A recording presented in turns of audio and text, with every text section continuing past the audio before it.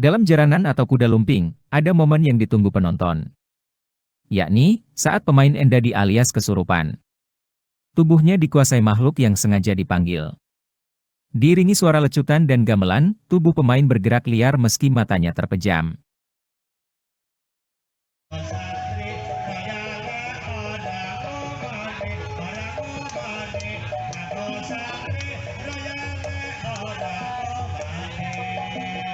Ketua Sanggar Jaranan, Ismoyo Joyo Saputro Kodlisahka, menyebutkan, kondisi trans itu tidak terjadi begitu saja.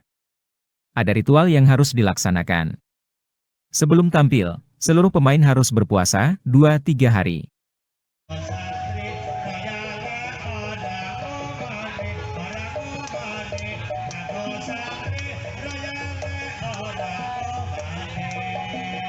Pada waktu yang sama, Kodli, yang jadi pawang mendatangi makam keramat, atau punden, di sekitar lokasi yang nantinya akan menjadi area pertunjukan. Dia meminta izin kepada sang leluhur, atau penunggu yang berada di area pertunjukan.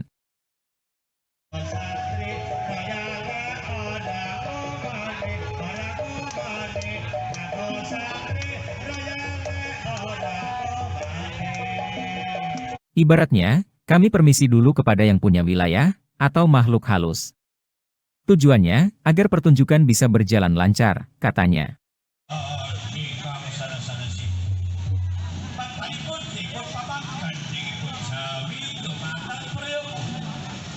Pawang berperan penting dalam pertunjukan. Posisi yang juga disebut gambuh itu bertugas memastikan pertunjukan lancar. Dan juga mengontrol makhluk halus yang akan merasuki pemain. Jangan sampai makhluk halus tersebut bersikap liar dan membahayakan.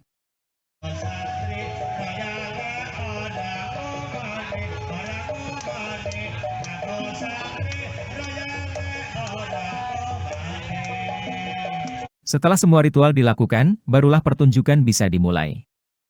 Suara gamelan mengawali dimulainya pertunjukan. Sambil memegang 3 tangkai dupa yang dibakar, kemudian pawang itu masuk dan berkeliling area pertunjukan yang berbentuk lingkaran.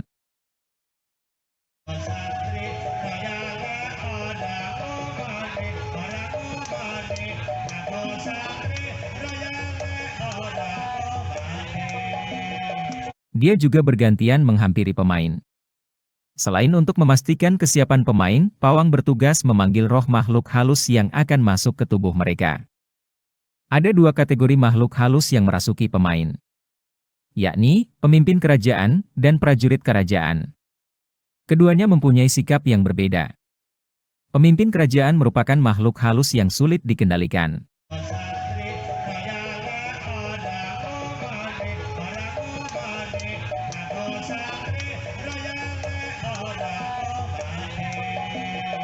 Jika sudah masuk ke tubuh pemain, mereka akan bergerak secara liar.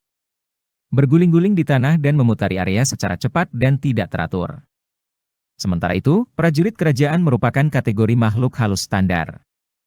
Yakni, mudah dikendalikan.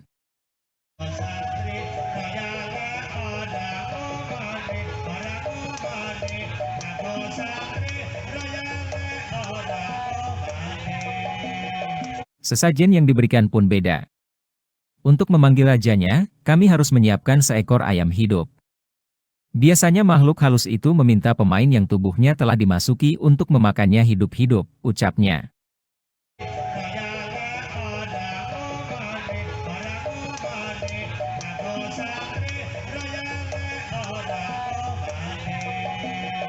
Untuk yang berjenis prajurit kerajaan, cukup membakar dupa dan kemenyan.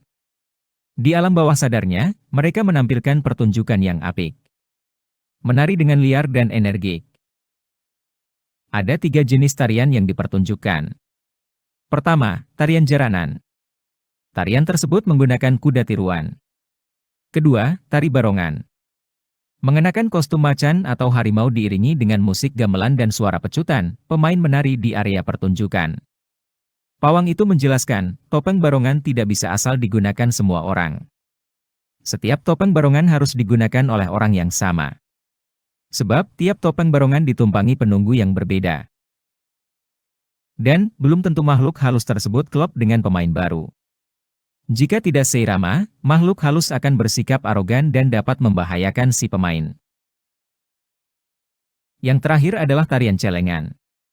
Biasanya, tari celengan merupakan penanda akhir dari pertunjukan. Memakai busana yang menyerupai celeng atau babi hutan, para pemain mengikuti iringan musik. Demikian sekilas pengetahuan mengenai kuda lumping ini yang saya sampaikan, dan ini hanya ilmu pengetahuan kebudayaan. Jangan lupa subscribe channelnya.